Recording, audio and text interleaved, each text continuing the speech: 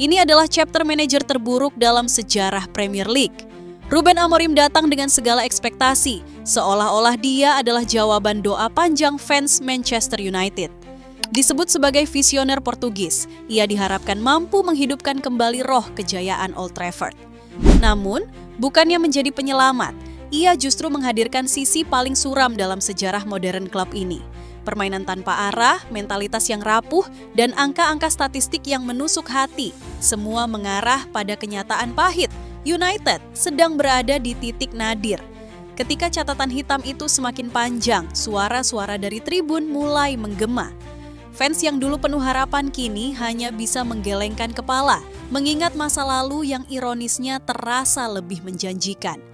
Tak sedikit yang mulai melirik ke belakang, ke era singkat Ole Gunnar Solskjaer, seorang manajer yang mungkin tidak sempurna, tapi setidaknya masih mampu memberikan secercah harapan. Sosoknya kini terasa seperti bayangan yang tak pernah benar-benar hilang dari tepi Old Trafford. Dan inilah yang membuat cerita menjadi semakin dramatis. Desakan untuk memanggil kembali Ole justru semakin keras. Bayangkan, seorang manajer yang pernah dianggap gagal, kini disebut-sebut sebagai solusi di tengah krisis. Pertanyaannya, apakah kembalinya Ole benar-benar bisa membangunkan kembali setan merah dari tidur panjangnya? Atau ini hanya nostalgia yang dibungkus kerinduan? Sebelum lanjut, jangan lupa like, subscribe, dan nyalakan loncengnya dulu ya. Manchester United kini berada dalam tekanan luar biasa menyusul rangkaian hasil buruk di awal musim Premier League. Performa tim di bawah kendali Ruben Amorim terus merosot dan memicu berbagai kritik keras dari pengamat sepak bola. Situasi krisis ini membuat posisi pelatih asal Portugal itu semakin dipertanyakan oleh publik. Banyak pihak menilai kondisi sudah mencapai titik darurat yang memerlukan tindakan drastis. Kekalahan telak 3-0 dari tetangga berisik, Manchester City jadi luka yang makin dalam. Bukan hanya karena kalah di derby, tapi karena catatan ini bikin United terpuruk di awal terburuknya dalam 33 tahun terakhir. 4 poin dari 4 laga rasanya sulit dipercaya untuk tim sebesar setan merah. Masalahnya jelas ada di tangan Amorim. Pelatih asal Portugal itu terlalu keras kepala dengan sistemnya. 3-4-3 miliknya dipaksakan di setiap pertandingan, seolah semua masalah bisa disapu bersih dengan formasi yang sama. Fans mulai geram karena bukannya jadi identitas baru, taktik itu malah terlihat kaku dan gampang dibaca lawan. Lini tengah jadi titik paling rapuh. Bruno Fernandes yang seharusnya jadi motor serangan, malah sering terjebak terlalu dalam membantu bertahan. Casemiro yang mulai kehilangan tenaga dan Ugarte yang belum konsisten makin bikin kombinasi itu ompong. Kreativitas Bruno teredam dan United jadi miskin ide. Padahal ada opsi sederhana, memberi Bruno ruang lebih bebas atau menurunkan Kobbie Mainoo untuk jadi penyeimbang. Tapi cerita buruk United bukan cuma soal papan taktik. Di lapangan, mentalitas mereka compang-camping. Bruno sebagai kapten masih sering meledak, protes ke wasit, mengangkat tangan dengan ekspresi frustasi. Bahkan kadang bikin suasana tim makin panas. Amorim boleh saja membelanya, tapi jelas gaya kepemimpinan seperti itu belum berhasil menyatukan ruang ganti.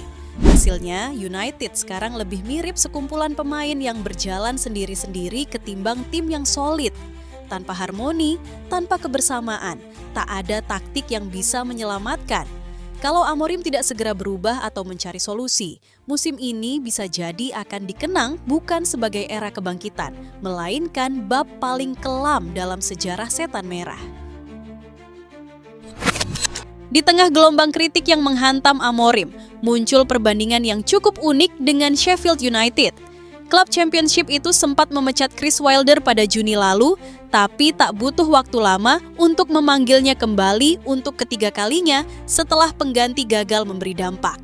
Langkah pragmatis itu dianggap masuk akal, tak indah, tapi realistis.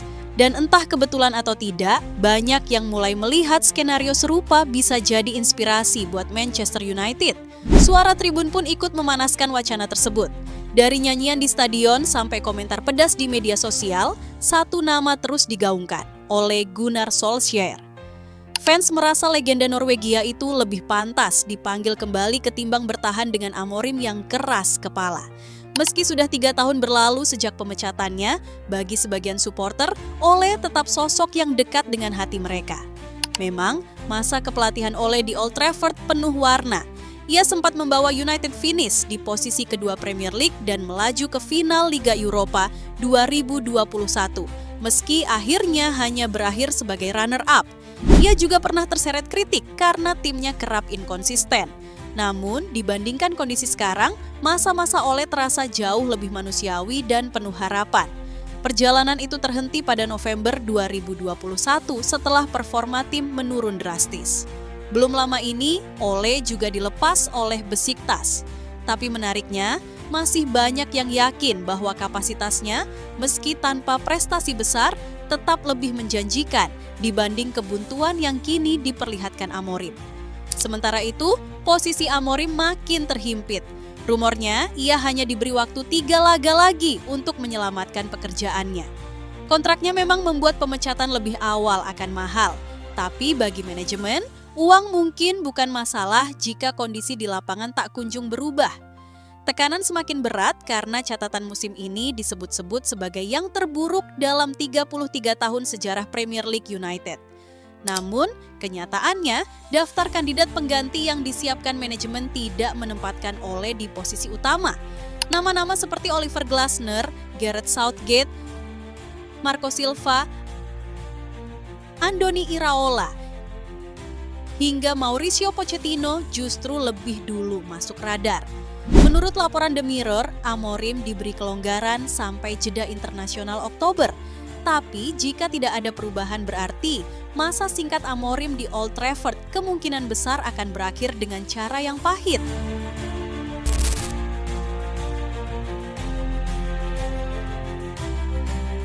Kalau Ole benar-benar kembali menggantikan Amorim, ada kemungkinan besar publik akan bernapas lega dulu.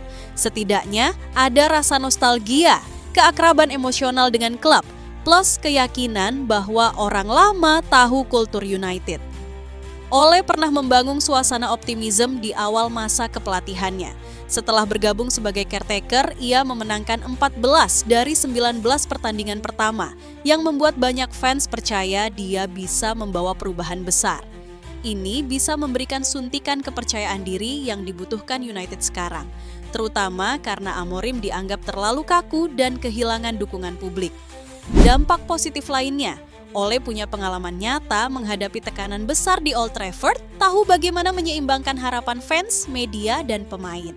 Di era Ole dulu, United mencapai posisi 2 dan 3 di Premier League plus final Liga Eropa yang menunjukkan dia bisa membawa United mendekati level kompetitif meskipun tidak selalu menang trofi besar.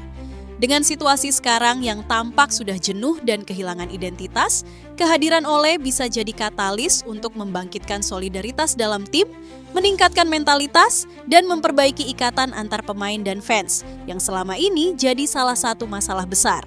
Tapi tentu ada sisi negatif yang tak bisa diabaikan.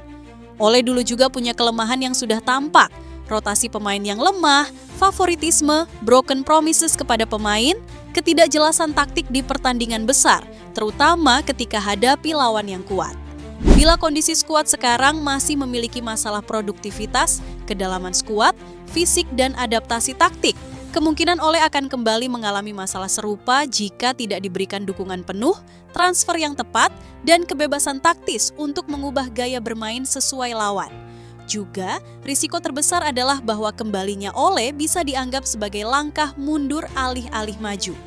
Banyak pihak mungkin melihatnya sebagai pilihan aman dari nostalgia, bukan solusi jangka panjang. Jika ia gagal cepat, kritik akan makin tajam daripada sekarang, karena ekspektasi akan sangat tinggi dan publik akan sulit dimaafkan jika Ole tak bisa memperbaiki sesuatu yang sudah rusak dalam beberapa pekan. Belum lagi masalah finansial dan kompensasi untuk pemecatan Amorim yang bisa jadi besar, serta kalau Ole minta wewenang yang cukup luas, ada risiko benturan internal manajemen. Jadi, apakah Ole akan jadi jawaban yang diinginkan publik? Kemungkinan besar ya, untuk sementara. Namun, agar benar-benar menjadi solusi, bukan cuma storytelling yang menyenangkan, harus ada perubahan nyata di hampir semua aspek. Taktik yang fleksibel, mentalitas juang, kedalaman skuad, dan dukungan penuh dari manajemen. Tanpa itu, Ole mungkin hanya bisa memperlambat kejatuhan, bukan membalikkan nasib United ke atas.